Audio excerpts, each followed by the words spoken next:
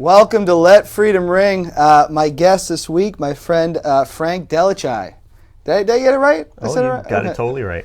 You know, I'm getting used to saying last names as my name Bollier. Obviously not written that way, and now I'm learning that it hasn't been that easy for other people. Well, of course, mine's not the simplest of names either. So, but all right, let's get to know you a little bit, Frank. Where are you from? Where'd you grow up? Where I'm from? I'm from Chicago, Illinois. Actually, I was born in Little Company Marriott Hospital in Evergreen Park, right in the outskirts of Chicago. Grew up actually for about the first 5 years within Chicago itself on LaSalle Street. Then moved to the outskirts just outside Chicago, Calumet Park, Illinois, and pretty much lived there till I moved to New Hampshire. Okay, awesome. Now, what year did you move to New Hampshire? That would be 1989. 89, okay. Yeah. Awesome. Now, always in Nashua when you moved here? No, or? when I first moved here, we lived in Manchester. Okay. Yeah, it was after my divorce when I moved to Nashua. Awesome. Okay, cool. Now, what's one thing that everybody should know about you? There's so many. Can I get in? I really don't know, to be honest. I'm just a easygoing person and just easy to get along with. Yeah. Able to talk about anything. I can vouch for that. And this sticking with the theme of the show, ask every guest, because every guest kind of has a different take on this. Yeah. What does it mean to you to be an American? What does it mean? Well, obviously, your freedom of speech.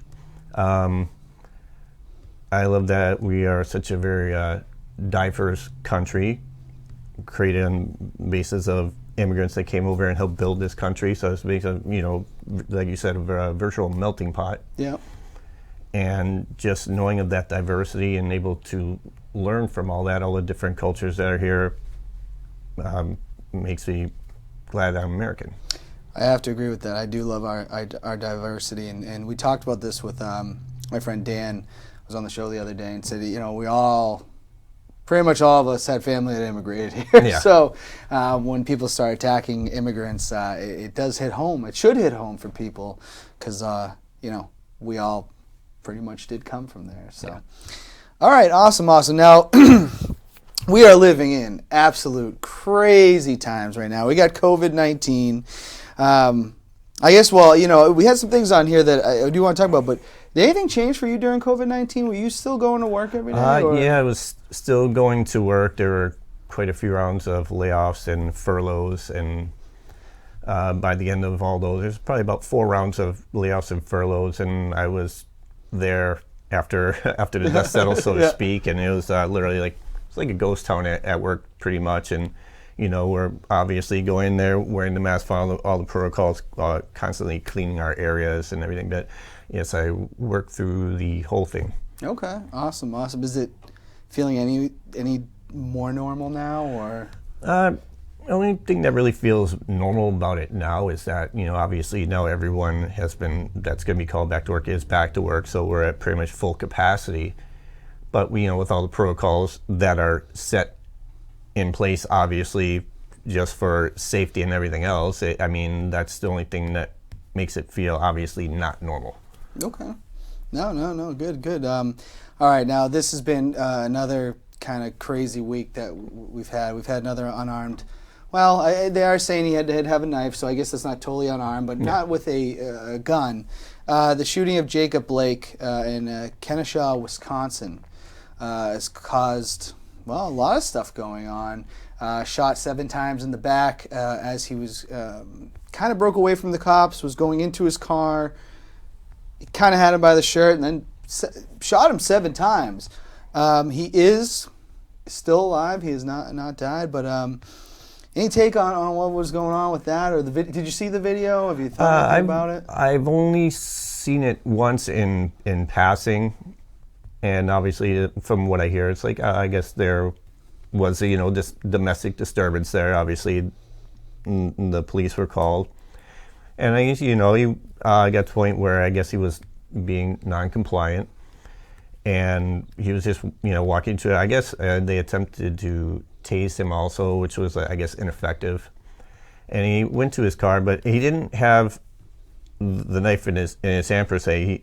I guess from what I gather, he said, I have a knife in the car. In the car, yeah. I'm still kind of confused on the whole.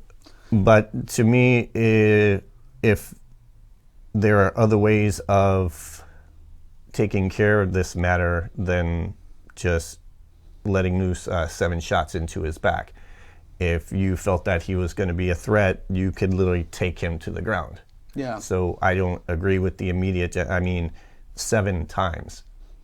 If you did once would be enough to pretty much like disarm him and bring him down. Yeah. But 7 times in his back, and the children in the backseat of the vehicle. Yeah, there was 4 officers. Now, I'm not a police officer, so I don't want to put myself and say I'm not an expert in policing. But you already had the gun drawn on him. I understand he was going back to the car. A lot of people are like, well, you could have grabbed for a gun. Okay, but 7 shots is a lot. And I see a lot of people on Facebook, well, his rap sheet was, I don't care what his rap sheet is, because, the police officers on the streets, they're not judge, jury, and executioner. Exactly. So. And that's the first thing they do lately whenever something like this happens. They'll be like, okay, well, what crimes has he committed before in the past? I go, well, that's kind of like irregardless. He may have prior record and everything. But like you said, that doesn't give them purpose to be judge, jury, and executioner right there. They are supposed to be peace officers. Yeah. And I go, unless there is like the little last resort to shoot somebody, then it shouldn't be done. Yeah. And what gets me a lot is that's still a citizen of the United States. And if you're okay with that, then you're okay with anybody just being killed, in my opinion. But that's gone on to really, yesterday the Milwaukee Bucks decided that they were going to boycott their game. And then it came down last night, a lot of conflicting stories. Yeah. First, it was the Lakers and Clippers were done for the season. Then it was saying, well, they didn't really agree with that. They had all the NBA there. Apparently, LeBron James stormed out, who's the face of the league. And they're postponing for now, but they're going to continue the season. Do you think, did postponing, and now the NHL has postponed tonight. Yeah, I heard that earlier. NFL practices have been canceled. Can sports have an impact on what's going on? Yeah, sports can have an impact in a positive way, because it's a platform, and used correctly can make a difference, can get a voice out there that one wouldn't normally be heard. Not all people will agree with that, because, well, you're here to play this, you're getting paid to do this. But to me, it still doesn't mean that you can't have a voice towards injustice. It doesn't mean that you have to be narrow-minded and just play this sport. You still have a voice, and if this is your platform, when used in the right way, can make a difference. Yeah, I agree. I mean, you've had people on Fox News like Laura Ingraham. LeBron has... I'm a big LeBron James fan, not just for the player, but for the human being and the stance that he's taken, and you've had her tell him to shut up and dribble. Yeah. And things like that. But, there was an interesting take on Facebook where John Nagel, of all people, was saying, because there's been a lot of, well, we can't just take the day off. And John Nagel said, well, I get personal days. How about you? So I back the players. I know they're going to play now. A lot of people think they should cancel the season. It's such a tough thing. But, I think I appreciate the NBA probably more than any other league just taking a stance. And they have a commissioner that will back them. That also gets us into what's going on in Kennesaw. Obviously, there's been a lot of protests, some that have gotten violent. You had a 17-year-old kid killed 2. He's walking the streets with I don't know what that, I'm not a gun expert, but semi-automatic type of weapon or whatever it was. Killed 2 people, was able to walk away, but now he's being charged with murder. Any take on that, or what's going on? And on top of that, Tucker Carlson last night came out in support of this essentially a child. What were your thoughts on that?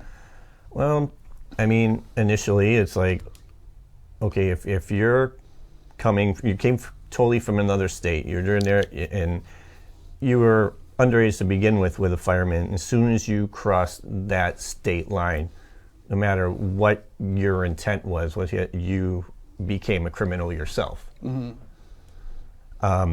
What he done? It's like people say, oh, he's like being here. Other people say, well, he's a murderer. It's like I can't. Being that I haven't really seen any video or really seen anything about it to really pass judgment like either way. Yeah. It's like it just seems protests, no matter even when they are trying to be peaceful, they always end up going off the rails, and then you have people arming themselves and then taking action in their own hands. Where like I guess the police were like welcoming that is almost like them being vigilantes and literally like they saying thanks for helping us out. Do I agree with that? No. I go. It's like you're feeding into the chaos. Yeah. I go. If you want to quell things, this is not a way to do. You're sending armed civilians in there and saying it's all right. Yeah. I don't think this. I mean, I think this kid was trying to get his jollies off, and in my personal opinion, or trying to be pretend cop. Yeah. Going in there, just a mess. I mean, a lot of different things. When things like this happen, you do have the peaceful protesters, and you have people that are really upset, and then you have other people trying to take advantage. To me, this is another. If you want to talk about people that are looting, you got to talk about this is another kid that's taking advantage of the situation. He wanted to be tough, and he ended up killing 2 people, and that's. Whatever, I haven't seen the videos. You're right, but that's not his community. He had no business there. Yeah, and it's like, and what it does is it takes away from the message that the movement is trying to put across. When the people who go about with the looting and then the shooting and everything, it's like they want to say, I'm a part of this movement. I go, no, this movement is supposed to be a peaceful movement, and you're taking advantage of this and destroying the message. Yeah. Yeah, and that is a problem, and the people that are very anti-Black Lives Matter, they run with it. So it does hurt the cause, but then we start losing sight of what they're talking about in the first place. Yeah. But that's not the only thing that's really hitting America right now. Hurricane Laura hit Louisiana. I guess this is one of the most serious storms in the last 164 years. They're saying in some parts that it's unsurvivable. Any thoughts on people dealing with this right now? I don't know of anybody like personally that I've heard from. I have a couple people that live in Texas I haven't heard from yet. They live further inland, but still obviously going to be affected by it. But I haven't heard anything about them. But I mean the other destruction that's going to come from this when it's hitting landfall, 150 mile an hour winds. Yeah. Just like tearing like everything apart, and like you had hurricanes like back to back that are coming, and this is just you cannot prepare for that. Yeah. And like I already heard this morning, it's like just immediately this morning, like already like 500,000 people without power, and so and it's only going to get worse. And the thing is, even it's the after, it's like the total destruction that's going to be left in its wake. It's like, how do you come back from this? I go financially, so the families that are going to be just devastated by this, that might find it impossible to like come back from what happened, and just like the state itself, the financial downfall of what's going to happen is how I can say I've never actually experienced like actually being in a hurricane or something like that to where I would know how to feel at that point in time. So like my heart goes out to like all of them. It's like you feel helpless. Yeah. 'Cause it's like it's basically just nature just coming in and being like, here, I'm coming. It's like you just got to deal with me. And I mean, from what I'm hearing, I could be wrong, this could be worse than Katrina was and things like that. I mean, Do you think now, because you do have a lot of people that don't believe in global warming or anything. Do you think that has any impact on the amount of storms that we've probably had over the last 10, 15 years? Well, global warming does have an impact, and I say it's had an impact on like the amount of storms that are coming in. I go, there'll be years where you're getting more than usual, like during hurricane season. Then you get others where you really don't see much at all. But as far as like the severity of how everything has been happening, you can attribute some of that to global warming itself. It's like everything seems to be getting more severe as far as the type of storms that are coming. Yeah, no, I agree with that. I mean, because you have a lot of people that just don't even believe it's real. Yeah. And that's an issue. But thoughts and prayers for everybody there. My 9 to 5, I do work with students who did call in that are already having difficulties. Obviously, they have assignments and stuff due. So, all right, this is going to bring us into politics. Now we've kind of talked about this a little bit. Black Lives Matter. To me, it's kind of it's a human thing to me. Why is it so politicized?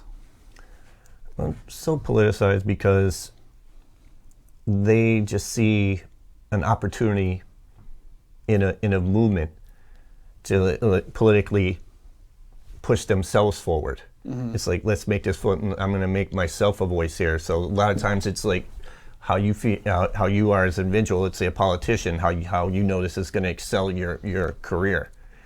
And it's not necessarily like a good thing. I go, are movements like these, can they not be politicized? I go, inevitably they are. Mm-hmm. Because let's say any like legislation or any laws or anything that pass, obviously that's politics. I go, but to just overtly just all of a sudden just jump out of the woodwork and say I'm part of this, and then just bring it to a level to where it's almost like more about your career than the movement itself. They say, again, it destroys the message that they're trying to bring across. It's weird because I've been watching a lot of the Republican National Convention, and there's such mixed messages there, mm-hmm. where, they want to come off. Now they haven't really used Black Lives Matter, the actual term of it, but you're saying that they're in support of, our black Americans. But at the same time, they said we're all about law and order. Mm. It's just very mixed. And not that we shouldn't be about law and order, but there comes a line of what does that actually mean? Yeah. You know what I mean? Yeah, so it comes. It's like you're using the term law and order like to your advantage in this situation to say if there's any excessive force that has to be used. Like, say, when the riots and stuff, we're just keeping, like, law and order. I go, well, you got to remember at the attempts of the so-called law and order is the reason this movement is going on also. Yeah. I go, say, there's a fine line between both. I go, you can't say that you fully support this and you're all about law and order. I go, because if law and order worked right, we wouldn't be in this chaos right here. That's a great point. You're right. If it did work right, we wouldn't be where we are. Not that it doesn't work right in some places, but I'm not saying that it's bad everywhere, but I mean, work does need to be done. Yeah, it's very conflicting messages that they have put out. I don't think it should be a political matter. I think if there's Americans in this country saying we're having a tough time, and I don't care what you look like, I feel like we should all be behind them. So I have a lot of problems with people making it a political thing. What do you think causes the divide so much in the United States? Because obviously we have a problem with it. What causes a lot of divide is that people nowadays, their inability to accept criticism. Mm-hmm. It's like instead of taking criticism and going with it and trying to go along and see what they're doing and say, oh, maybe, and seeing that maybe they're doing something. No, they're quick to go against that. They're quick to be like, no, I'm right. You can't criticize. In other words, it's like you could say hurt feelings. It's like there's nothing wrong with taking criticism about something, and I'm not saying that you're totally wrong, but this is the part that I don't agree with. And it's the people that can't accept certain criticisms that all of a sudden just like it like makes their blood boil. And it's like, how dare you criticize what I'm saying? I go, it's all subject like to opinion. Everybody has an opinion. If people can just listen to each other, you may not agree with each other, but listen to each other because it can help come to a common ground instead of going against each other. I agree with that. And I think the problem is, and I say this to a lot of my conservative friends, I think there's a lot of gray area in a lot of different things. Obviously, we're never all going to agree 100% on anything. Yeah. I do think, and I'm working on this myself, I think that a conversation like we're having right now is more productive than arguing with somebody on Facebook. Yeah. Face-to-face, to me, is much better than you read something and you get this emotional response. Yeah. And you start typing, you know? So. Exactly, because you're just seeing something dry. You're not seeing the person's face. You're not seeing that emotion and the way that the words are being conveyed. Yeah. You just see something that's just there that you read, and then you make your own assumption on it, and they're like, I'm going to reply this way. Yeah. And you know what, and I catch myself doing it. There's probably some people that I've unfriended on Facebook that, you know, maybe didn't mean something the way it came off, and you know, and I, you know, I can be able to look myself in the mirror and realize that. But I think it'd be much better to have conversations face to face. Yeah, I mean, I see there's plenty on Facebook that I see also that I just pretty much, I'll just, you know, skim over. I go, you know, I don't agree with it, but I go, that's their opinion about what's going on, and they're more than welcome to have their own opinion. Everybody should have their own opinion. I go, I'm not going to question it. I go, if I don't agree with it, I'm not going to, you know, be the, you know, keyboard hero, so to speak, and be like, well, why disagree. I go, if you want to talk, I can easily get together with you and talk about it. I'd rather talk face to face. Yeah. To where it'd be a normal conversation. That way we both actually know what we're talking about. I'm getting better at that, of not chiming in and just scrolling, because I don't think, you know, and I've looked at it, I don't think a lot of it is productive. It's really not. And I have a show, so I have my outlet to put it out there. Exactly. Who wins in November? Any prediction? Well, to be honest, the way things are going, and I can literally see, probably in a close eye, but I can actually see Biden pulling it out. And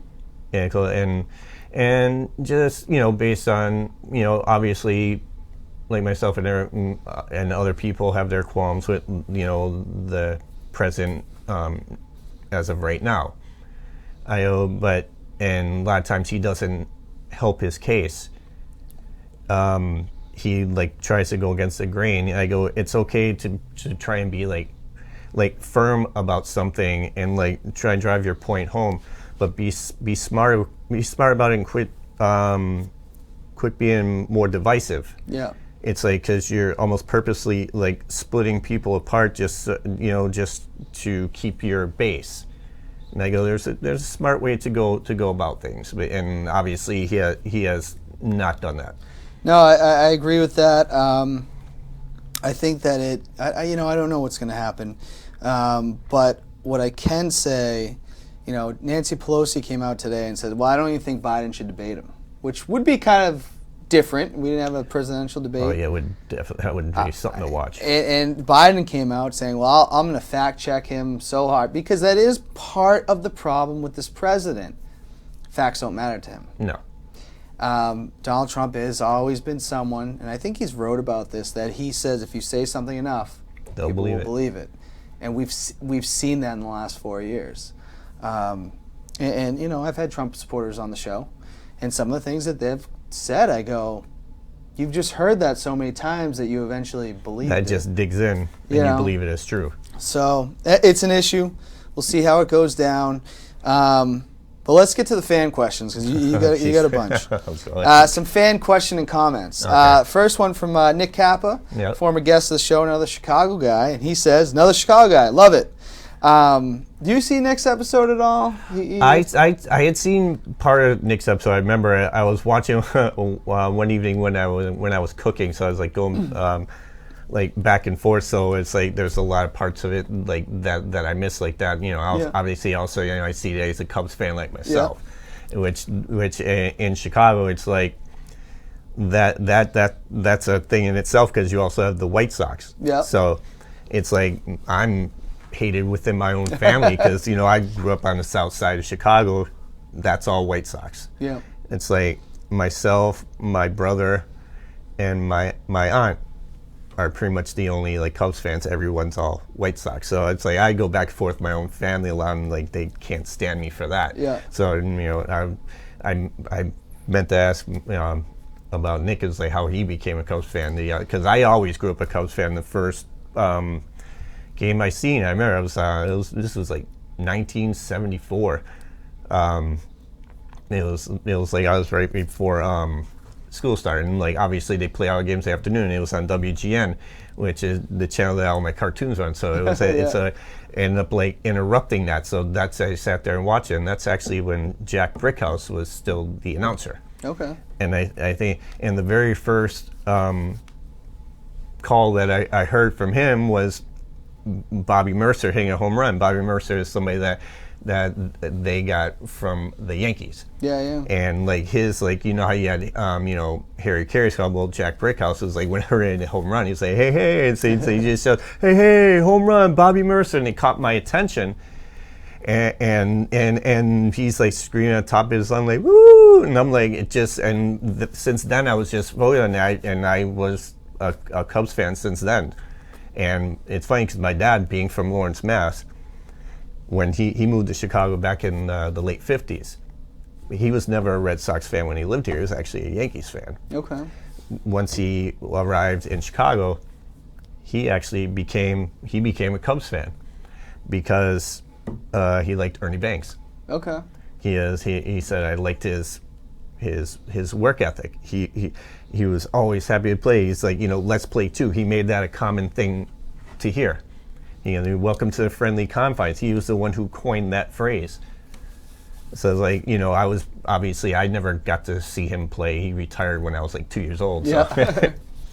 No, that's good. I know when if I remember correctly, when they won, you did a tribute video to your dad, right? Yeah, I do remember that. Yeah, that took a lot of. Yeah, that was. I was very happy for the Cubs that year. Brandon P. I never know how to say Brandon's last name. And I don't even know how to say it, to be honest. AKA the Godfather of Nashville softball said you forgot to mention Ladies Man. Yeah, I don't know where he gets that from. Probably because he went the picture that you posted on there. Somebody else Sazzy, and he's like, because I'm like, where did that come from? I go, I'm not gonna like say he's lying. I'm not gonna say it's true, but I just don't know where he got that from. A lot of times with him, you don't know. And Brandon, I know it was you with the snowblower. So now here's the question on a lot of people's minds, and this is from our friend John Nagel. Where did you get the nickname Flacco? All right, as Jesse DelleChiaie would like to say that it came from him, this would be only partially true. Growing up back home, there was a Mexican family that lived across the alley from us. Well, the grandmother was the first one that started calling me Flacco. Okay. But she was pretty much the only one that did. The rest of the family either called me Frank, and there was a couple that called me Martin because they said, you look like this kid in Mexico named Martin, so they called me Martin. But the grandmother was the one that I was calling, and she was literally the only one that called me Flacco. Actually, my nickname growing up back there was Shaggy, because my sister coined that because I look like Shaggy from Scooby-Doo. Okay. So that was pretty much the prominent name growing up there. So Flacco never really took away except for her, and that's the name she always knew me by, and she always said it. And then I thought I was escaped Shaggy once I moved here. But then I was here for a couple months. I was playing basketball, and then so I was playing basketball. He goes, you look like that guy from like the Scooby-Doo cartoons. Oh, wow. He goes, yeah, Shaggy. And I'm like, then it kind of like started again. And it never really took hold. It's like only like a couple of my best friends there. They'll every so often they'll still say, "Hey, what's up, Shags?" and so. Yeah. But Flacco came into play again about time when I was dating my ex-wife. Okay. It's like it was like her and her, especially her sister and her sister's husband. And it's like all they called me was Flacco, and she would call me Flacco on occasion. Or, if she called me Frank, it was usually when she was angry. So, yeah, and that's when it was brought back into play, and it became, more of the normal nickname out here in New Hampshire now. And then once I got separated from it, stuff like that, a guy I work with, and Mike Cutler, he's like, "Hey, you interested in playing like fall ball?" And I go, "Sure." He goes, "Where?" He goes, "Oh, in Hudson." I'm like, "Yeah, sure."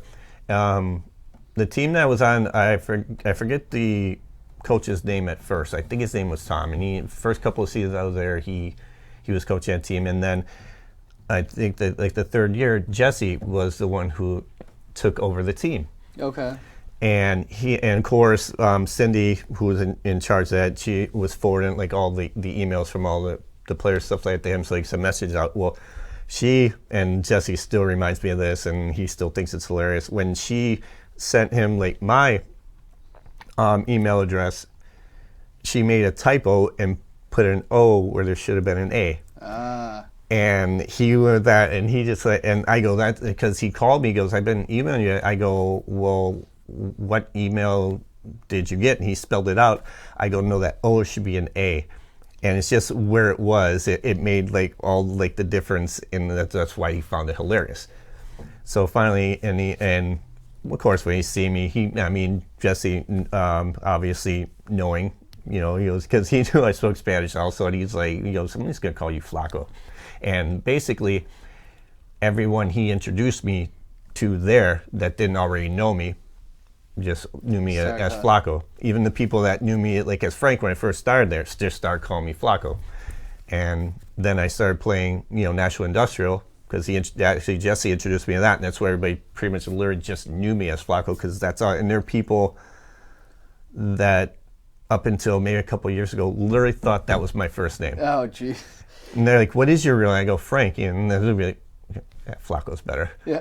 I'm like, "Well, whatever, it doesn't matter." But I go, Jesse gets the credit for revitalizing the name and bringing it back. But he is not like the originator of it, but he does get credit where credit's due. He's the one who brought it back out. Because I always thought it had to do with the replacements. Yeah. I was like, I thought it, because the Nashville Football League, I was like, oh, he must have done something there where, so that's good. The record has been set straight. Yeah. John Nagel, you got your answer.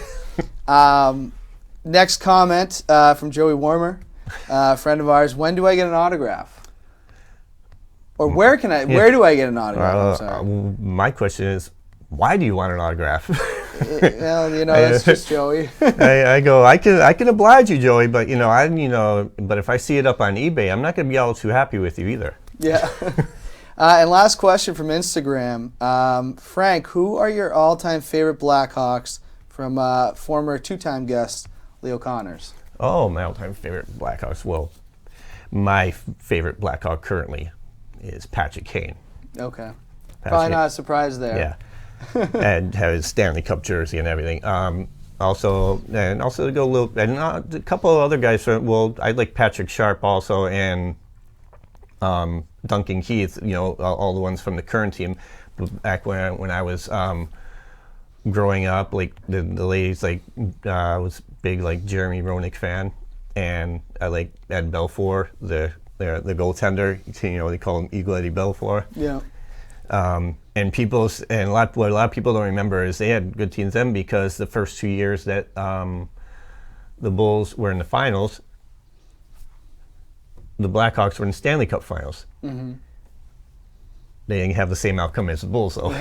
Well, both years they played that Penguins team, which they're going to be hard pressed to beat. I was just happy that they got to the Cup final. I go, if they beat that Penguins team, I was going to be like.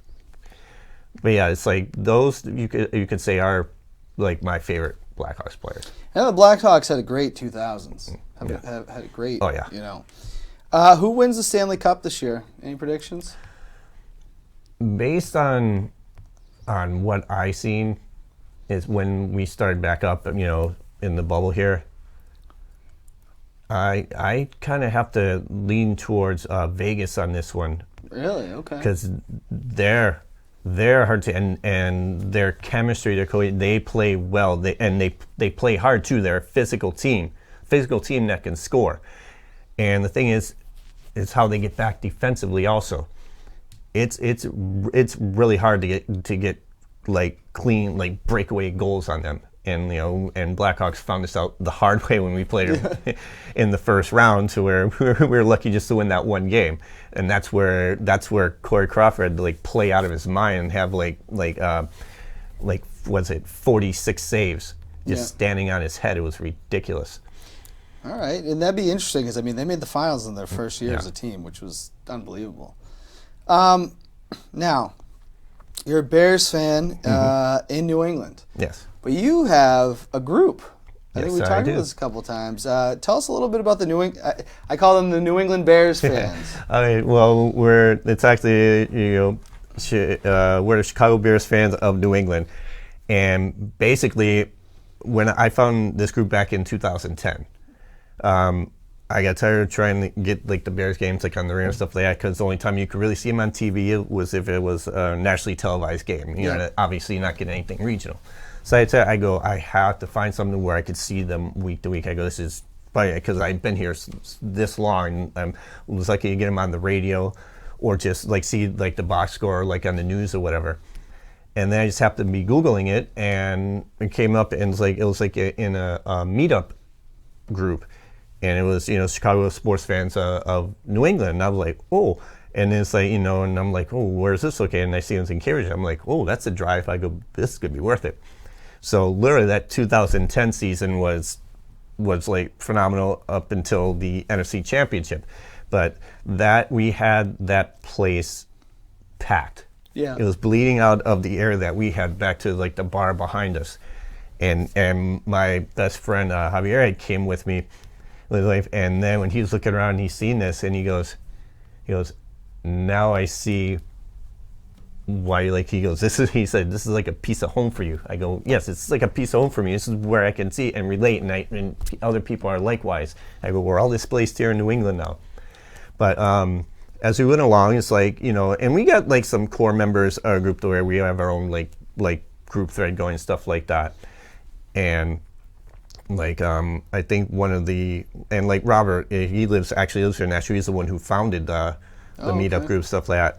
And I think one of the first people that I remember meeting with that, I think it was like I don't know if it was that season or next season, was like Amanda. And then she came and was coming to every game, stuff like that. And then along there would be people that would be stopping to see the games. A lot of people like flying in like for business and wanted to see the game and found it and stuff like that. But then you had like the core of the group, and over the years there have been people, and obviously the place that we go to now in Cambridge has been closed, to where we now we're lucky enough to find a new place in Boston, the Point. Yeah. And that became like our spot, and where more people, when they heard about that, and now even more like core members of this like group thread are in there, and I met them through that. And it's like we're all like and I'm like, you could say probably the elder statesman of the group, because these are all like younger people, like late 20s, like early 30s and stuff like that.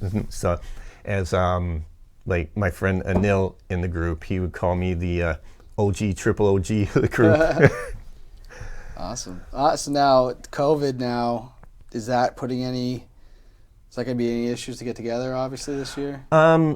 We have ideas in the works, and I'm pretty sure closer to the season we'll talk about it more. But and it had to do with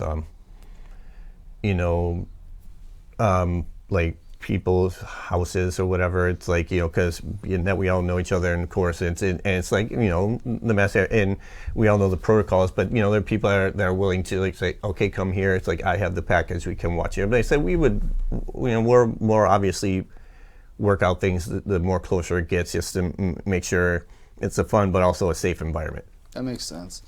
What are some of your favorite sports moments overall? I could probably call a few predict of one, these, yeah. Well, let's just say obviously one being the Cubs winning the World Series. Yeah. The next one, and you probably won't like this, was when Super Bowl 20. Oh, okay. And what makes that even more special is because my grandfather had passed away that week before. Mm-hmm. We were at the funeral parlor for his wake. Yeah. That Sunday for the game.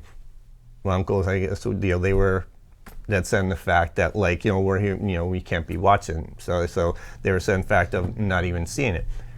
Then my aunt comes in and says to her brother, she goes, "What are you guys doing?" She goes, "Dad would be watching it." And then she motioned to the funeral director and asked him if he had like an extra like television that he could wheel out like into the waiting room, whatever. And he goes, "Sure, by all means." So like me and my uncles, like it was all family around. We were watching Super Bowl 20 in the waiting room at the funeral parlor. So I was like, so that's why that moment really like sticks, because it was the most, and I wouldn't say awkward, I don't even know what word it is, just the circumstances in which it was watched. Yeah. No, totally understand that. And then any other ones that stick out? 2013 Game 6 Stanley Cup Playoffs. Oh yeah, I went to the bathroom, came back, and they were up by 2. 17 seconds, my friend. I was being chided hardcore, and they're we're taking this and we're winning your house, and I go, if the buzzer sounds and that's the score, okay, game on. Yeah. I go, but until the game is over, you really can't say die. And then literally like seconds after that is when Taze in the corner like lifted that stick, brought it over right over. It's unbelievable. Who was it? It was the guy they ended up trading to, because Bolin was the one who got the game winner.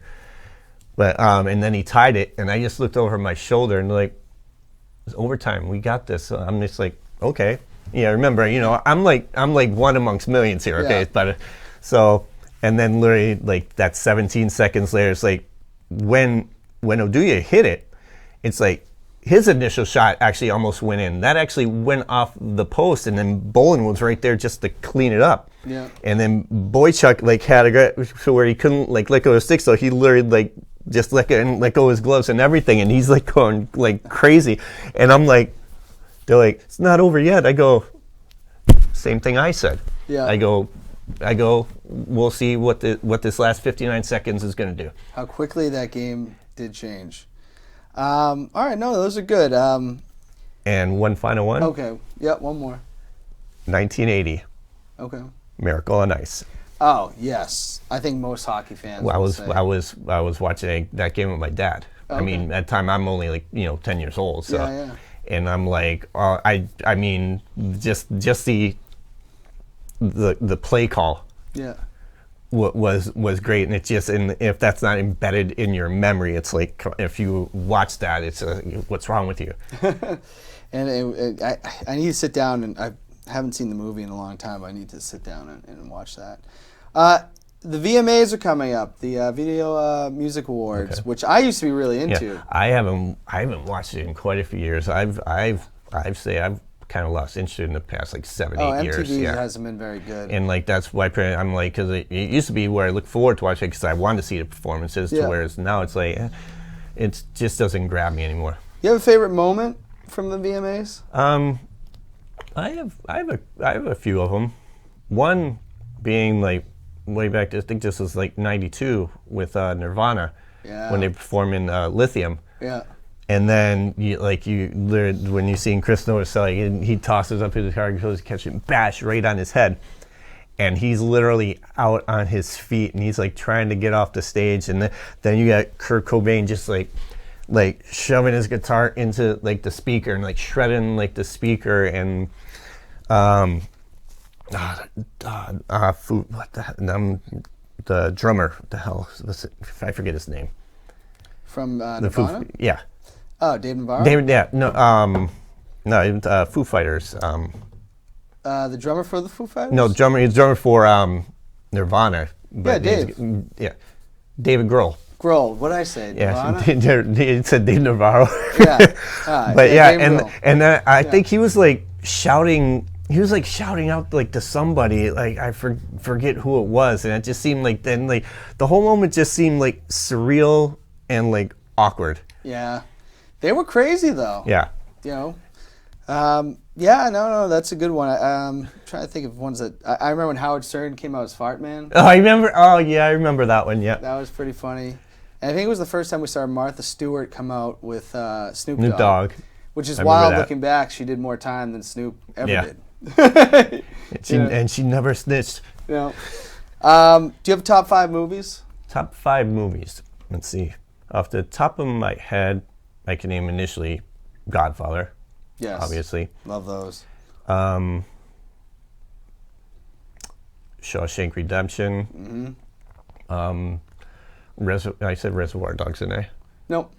So yeah, Reservoir Dogs, Schindler's List being another. And it's like, cause there's so many movies that I like. It's really hard to like pick 5 as being my top 5. I will say Schindler's List. They did a special on it. I think NBC did in 1997. Yeah. It came out in 93. And I watched it by myself as I believe I must have been 12 or 11 years old. And nothing gave me more nightmares than watching that movie. I could tell you all the horror movies I've watched in my life, but as a young kid, when I watched it, I literally had nightmares. And that's based on reality. Wow. You know. Any top 5 albums that you have? Well, let's see. One, obviously, Jimi Hendrix, Are You Experienced? Ah, okay. And Pearl Jam's first album. Alicia Keys' second album, Diary of Alicia Keys. That was another one. And we have a lot of the same music tastes too. And I can't say a definitive like album with this one, but the group within itself, De La Soul. Yeah. And De La Soul is Dead, I believe, is one of them. Yeah, De La Soul is Dead, but this is one that's from 1993. It's called Balloon Mind State. Okay. And Tribe Called Quest, Midnight Marauders. Nice. Love Tribe Called Quest. Absolutely love them. All right, we're going to go into blank versus blank. Now, I'm going to give you 2 words, 2 things. You got to pick one or the other. Okay. Again, the guest has no idea what could come up on It's these. going to be fun. First one, stirring the pot a little bit here. My favorite player, Scottie Pippen or Michael Jordan? Oh, this is always going to be Michael Jordan. But did you like Pippen back in the day? I've had a few Chicago people on here. No, I did like Pippen. Yeah. But, then you have people that didn't really see him play it, just see highlights. I'm not saying he was a great player. Let's just say those two were made to play together. Yeah. But in the end, as far as being able to be that leader of that team, Jordan made Pippen the player like that he was. Yeah.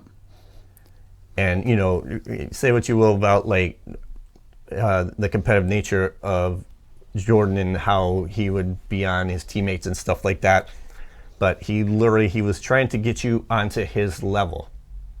He goes, take it how you want. He goes, if you don't want to be on my level, then don't play. Yep. But I mean, Pippen was a great player in his own right.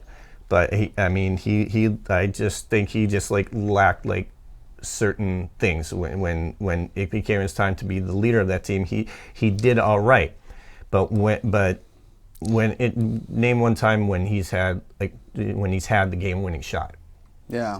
And then instead of being happy for Kukoc when that play was made for Kukoc because of actually multiple threes that he made, clutch threes they made during that season. To that, sometimes it's almost better to be that decoy, and that's no detriment to like to Scottie, but he kind of like just took it that way and he's like, no, I'm not going in. I honestly, until I watched The Last Dance, I completely forgot how he essentially quit on his team. Yeah, which I feel like, as much as I like LeBron, I feel like he's quit on his team before too. Yeah.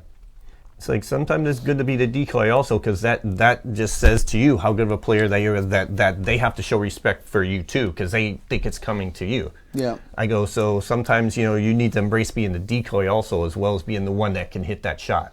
Yeah, no, I agree.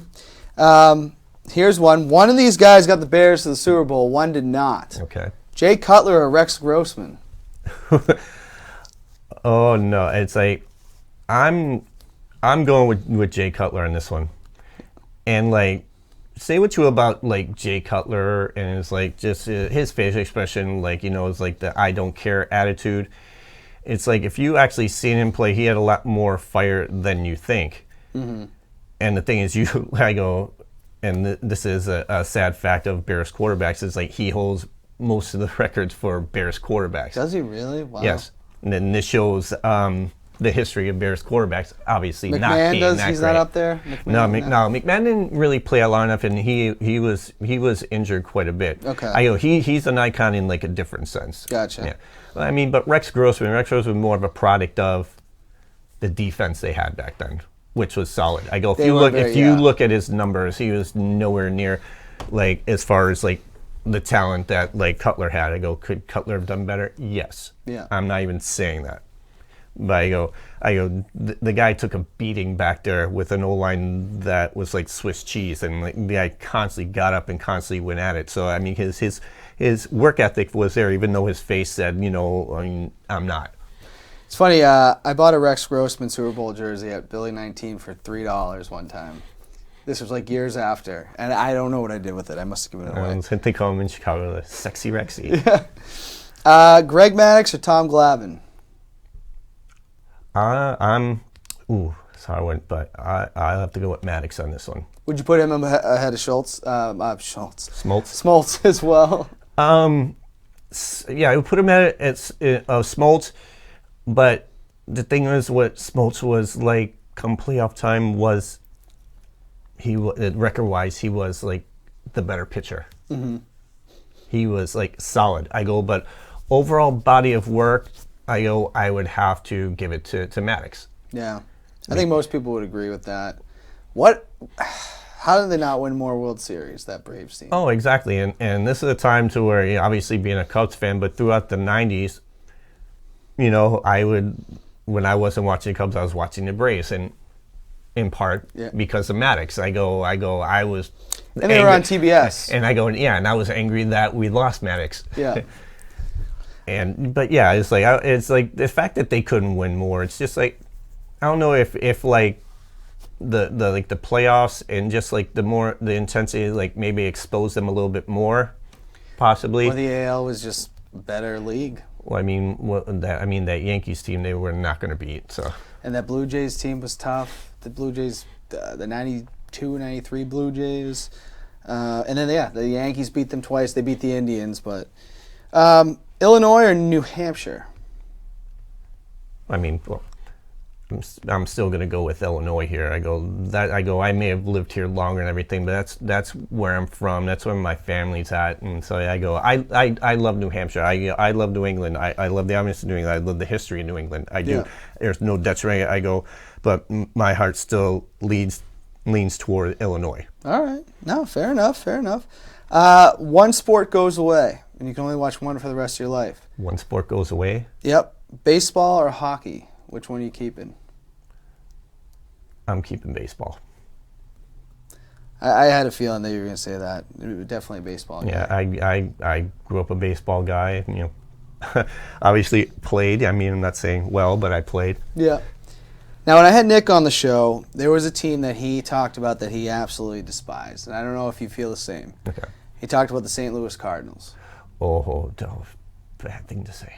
But I'm gonna put it up against a team that I also know that you hate, and it's really gonna come down to who you hate more. Oh man. New England Patriots or the St. Louis Cardinals? Wow, you got me on this one. And it's like, if I could say, like, I can't even go with even on this one because I have to pick one. But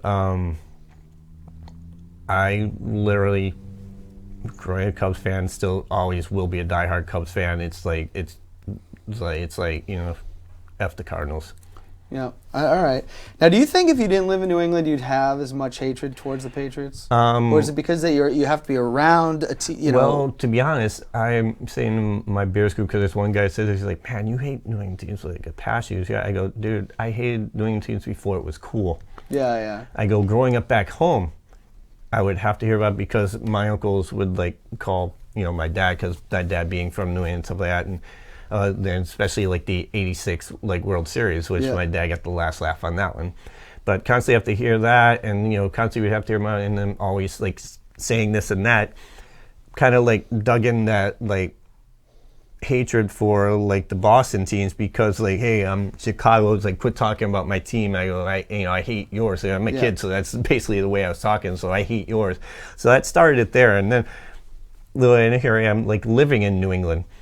And I go, now I look at it is like one against like millions. Now it's like I got to get, my voice is going to be heard. I go, I may not be right about what I'm talking about, but I go, I'm still not going to back down on my convictions. I go, I'm never going to embrace any like Boston teams. And that's just the only thing that gets me there, and I talked to Nick about this too, was that the Cubs and Red Sox fans for a long time had a lot in common. Well, I didn't say I hated the fans. Yeah. I just say I hate teams in particular. I go, the fans, you could pick or choose. It just depends on how they go about it. You have the ones that you can talk to that when you talk baseball with them, you talk baseball. Sure. And you have this certain rapport. And even though you don't have the same team, you can still talk about your teams and still get along. But then you have the ones that literally have to dig into you saying, oh, how your team sucks and how we're great. I go, well, that's not a good way to like make a conversation and get me to want to like your team. Yeah. Well, and there has been a lot of Patriot fans that I could see people getting annoyed with. I like to troll people on it, but honestly, I just like sports. Yeah. But you have some, like I've been to the parades, and you can tell who the real fans are and who are the people just, hey, they're a winning team. Let's brag about this, but I don't really know much about the game. Yeah. And you also could have put in that blank versus blank instead of using St. Louis. You could have put Green Bay. Yeah. And New England, but it would have been, it would have been Green Bay. All right, final question. This is always the hardest one. Okay. To your softball buddies. Yeah. The Godfather, Brandon P. And one day I'll learn how to say his name. Or my favorite uncle, Uncle Jesse, Jesse DelleChiaie. I have to go with Jesse. Yeah. I go with Jesse because Jesse's the reason why I'm playing softball in Nashua, why I know all the people I know. All right. They're both great guys. Yeah, I go nothing against Brandon at all. I mean, I met Brandon obviously through Jesse. Yeah. But Jesse's the one who introduced me to everything and stuff like that when I was playing, the fall league in Hudson. He goes, hey, you're interested in playing men's league in Nashua, and the rest is history. Awesome. Well, I really like both those guys. I know you do too. But anyways, that's going to wrap it up this week. Appreciate everybody watching. Definitely, if you can, subscribe to the YouTube channel, watch on public access. But keep your heads up, and until next week, let freedom ring.